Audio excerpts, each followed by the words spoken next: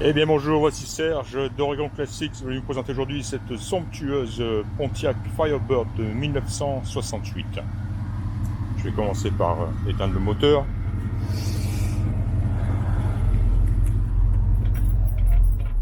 Voilà, je vais juste vous faire profiter de ce très très joli son que la voiture émet, que le gros V8 de 400 cubic inch émet. Et donc voilà, alors cette Firebird, elle est en vente chez Memory Lane. Je suis venu en faire une inspection à la demande d'un client. C'est une voiture que j'ai présentée il y a environ une grosse semaine sur ma page Facebook. Alors qu'il venait juste de la recevoir, j'avais vite sauté dedans et je l'avais amené ici même pour disons en avoir un premier aperçu. À ce moment-là, la voiture était encore assez sale, poussiéreuse. En plus, je l'ai garée ici, elle était vraiment exposée en plein soleil. Alors, elle était jolie, mais sans plus. Elle ne m'avait pas. Je voyais une voiture avec un certain potentiel, mais disons que je l'avais pas vue ce jour-là. Je suis venu donc aujourd'hui, et cette fois donc la voiture a été simplement lavée, nettoyée, pas plus que ça. Hein. Et je l'ai ramenée ici, et j'ai fait exprès de pas la mettre en plein soleil. Parce que le plein soleil tue le noir vraiment, hein. Quand on veut prendre des photos, c'est vraiment horrible. Et alors là, j'ai découvert une voiture vraiment exceptionnelle, à tout point de vue. J'ai découvert une voiture qui est très très belle, une peinture qui est magnifique, à part ici j'ai noté, ici même sur l'aile, est-ce qu'on le voit, le long de mon doigt ici, une légère, très très fine rayure. Je me demande si ça... Elle est juste ici, hein. Je ne sais même pas si elle se voit à la vidéo, qui probablement pourrait s'atténuer, voire disparaître avec un bon produit, avec un bon produit, un produit spécifique. Et au niveau carrosserie, donc c'est donc tout, hein. Ou alors en étant très très très pinailleur, j'ai dû voir de l'autre côté. Oui, l'angle arrière de la porte passager ici, voilà, et encore, est-ce que c'est pas du produit qui des fois part à long? Non, je sais pas, voilà, on parle de ça, c'est vraiment minime, et le reste de la peinture est très très jolie, hein. Alors, elle semble être dans sa, je pense que ça a été confirmé, dans sa couleur d'origine, configuration de couleur d'origine, donc extérieur-intérieur. J'ai pris une photo de la plaque d'identification qui est située là derrière le booster de frein, qui nous confirmera cela, mais je pense que ça a déjà été confirmé, hein. Suffit de le refaire. Mais donc voilà, elle a un extérieur noir, intérieur rouge, donc qui serait d'origine. Évidemment, la peinture n'étant pas elle d'origine, hein, parce que cette voiture a été restaurée, mais alors complètement, hein. Elle a été restaurée complètement, mécaniquement, au niveau carrosserie, le dessous est magnifique. Je ne le savais pas, j'avais pas regardé la dernière fois les dessous. Les planchers sont magnifiques. Tout ce qui est mécanique, train avant, etc., c'est comme neuf, Et tout le reste suit. Le reste de la voiture, compartiment moteur, le coffre, on le verra, l'intérieur est splendide, les glaces, etc. Alors, on le sait, ça a été précisé même par Memory Lane. Cette voiture est accompagnée ce qu'on appelle un branded title. Ça veut dire c'est sur le title de la voiture est mentionné le mot branded. Ce mot varie. Des fois, on peut trouver salvage ou rebuild. Voilà, des mots dans ce genre. Ce que cela veut dire, c'est que cette voiture, à un moment donné, a été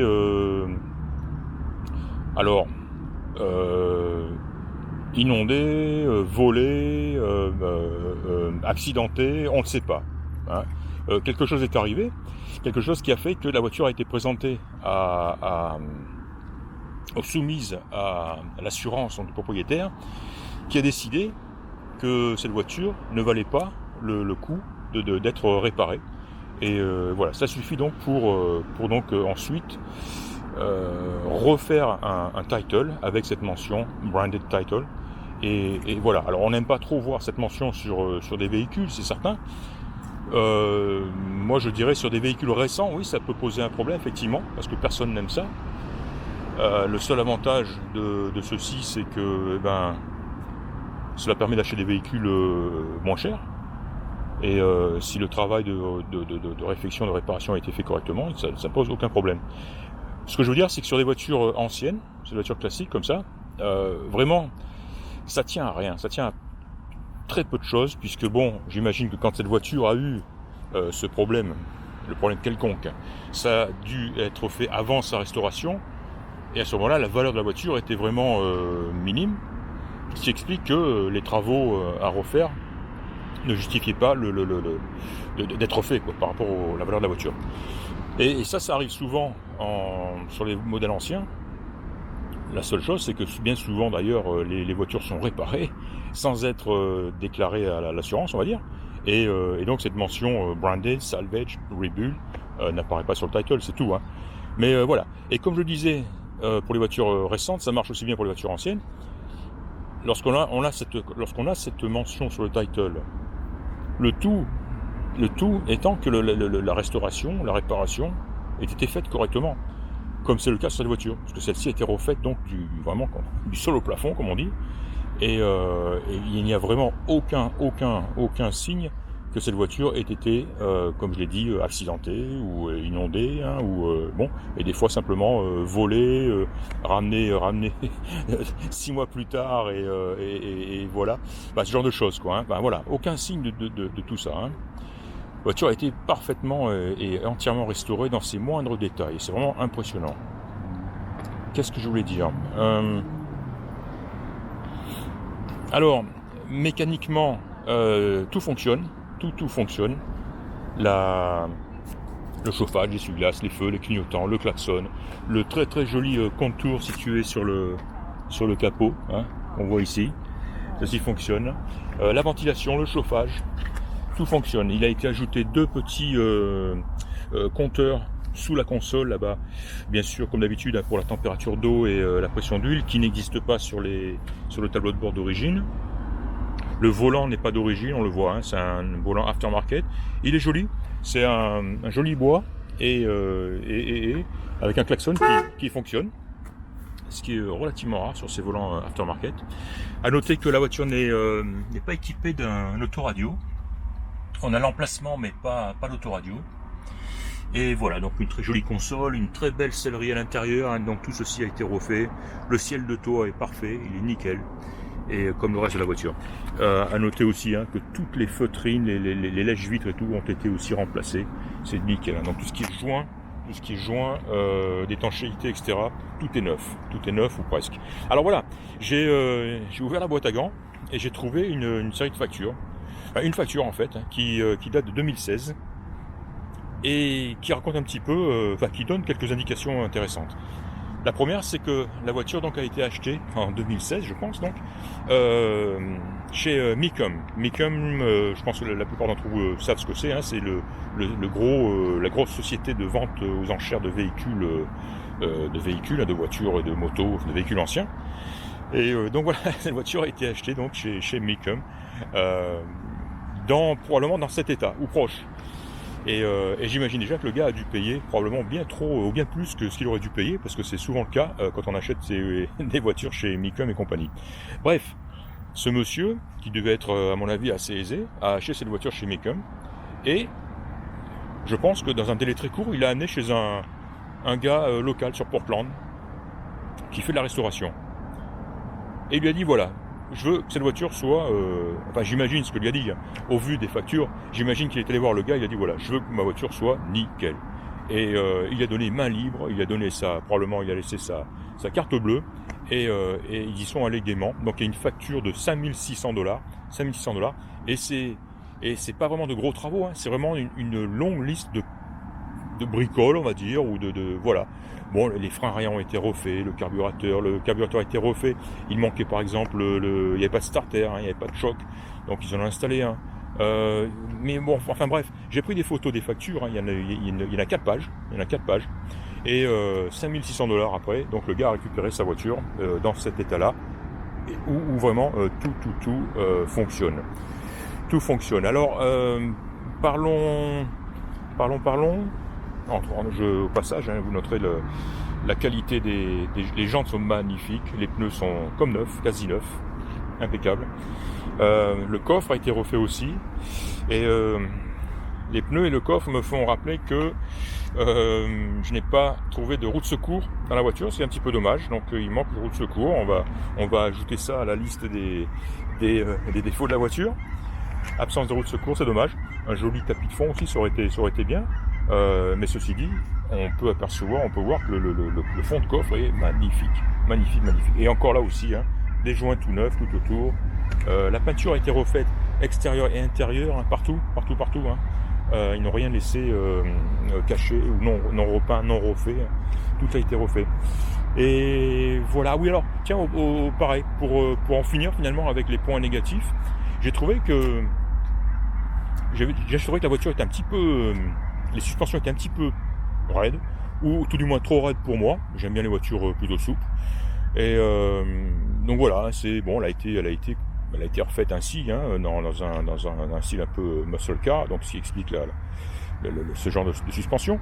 Moi j'aime ça, j'aime un peu. Disons que à cela s'ajoutent les sièges qui à mon avis sont un petit peu la mousse des sièges qui doit être un petit peu trop molle. Hein, moi j'aime bien l'inverse, j'aime bien des sièges fermes et des suspensions plus douces. Et là, ouais, c'est trop mousse, hein. C'est trop mou là. La mousse n'est pas assez dense en dessous. Voilà, alors bon, c'est pas catastrophique, hein, puis en plus c'est pas non plus, ça va pas chercher bien loin, hein, de refaire 2 assises de siège avant, et éventuellement même, pourquoi pas, un jeu d'amortisseur. Mais ça, encore une fois, c'est selon les goûts de chacun. Hein. Voilà. Donc moi je la trouve un petit peu taclue, on va dire, et comme la mousse des sièges étant assez molle, on se retrouve, on a un petit peu la sensation d'être assis sur le plancher, quoi. Voilà. Bon, après, il faut pas avoir un gros cul comme le mien et être trop lourd aussi. Ça y fait. Bref. En tout cas, j'ai fait exprès de prendre une vidéo justement en roulant sur une route qui est complètement défoncée, pour que justement on puisse s'apercevoir du niveau sonore ambiant de la voiture. Hein. Voilà, absolument rien de mauvais, de grave. Ouais, c'est juste hein, j'en suis simplement à essayer de noter les côtés négatifs de la voiture. Hein. Voilà. Que dire d'autre hein. Alors, je vous invite à regarder un petit peu en détail ces factures. C'est vraiment intéressant pour le travail qui a été fait. Et voilà. Alors ce monsieur, encore une fois, hein, j'imagine, il a dû dépenser une petite fortune pour acheter la voiture déjà chez Micum. Et ensuite, à ça, il a ajouté $5 600 de frais divers. Et il a donné la voiture en reprise chez Memory Lane. Et j'imagine qu'à la fin du compte, il a dû facilement, tranquillement perdre au moins ses 10-15 000 $ comme ça. Mais bon, pour beaucoup de gens ici, aux US et en Oregon, ça ne pose aucun problème. Tant que à la fin, ils se font plaisir. Voilà, c'est comme ça que ça marche. Voilà, hein, un petit coup d'œil sur le compartiment moteur, hein, nickel, c'est tout neuf, tout ça, c'est propre comme tout. Voilà, ça sent le neuf. Alors on a donc un moteur 400 cubic inch, hein, qui est-ce qu'il est d'origine je ne sais pas. J'ai trouvé des numéros frappés ici sur le bloc. Je vais essayer de voir à quoi ça correspond. Mais bon, en tout cas, toujours est-il que même s'il n'est pas d'origine, il est correct, comme on dit, puisque la voiture était équipée, et ça c'est le VIN qui nous le dit, hein, d'origine, d'un moteur de 400 cubic inch. Hein, donc voilà. Et absolument aucune raison qui me laisse penser qu'il ne soit pas d'origine. Hein. On est d'accord là-dessus.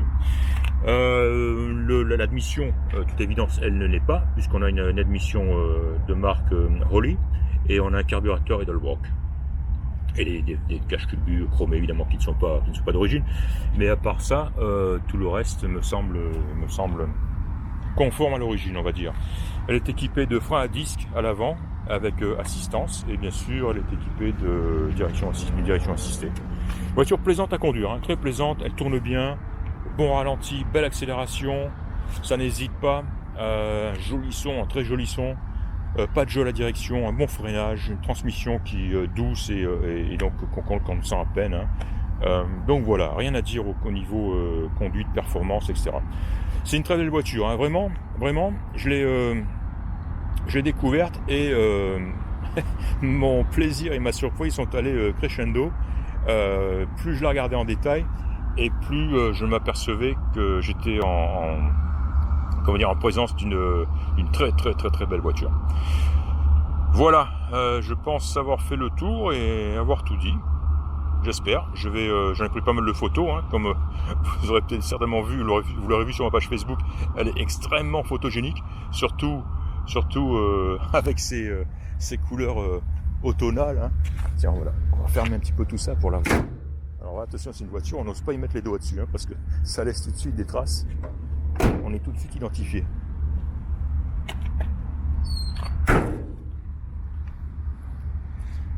Voilà, la voici, superbe. Hein. J'ai trois personnes hein, qui se sont arrêtées pendant que je faisais mon inspection. Des gens d'ici qui promenaient leurs chiens et qui ont voulu la regarder de plus près, qui ont voulu un petit peu discuter avec moi. Elle ne passe pas inaperçue, loin de là, et on comprend pourquoi.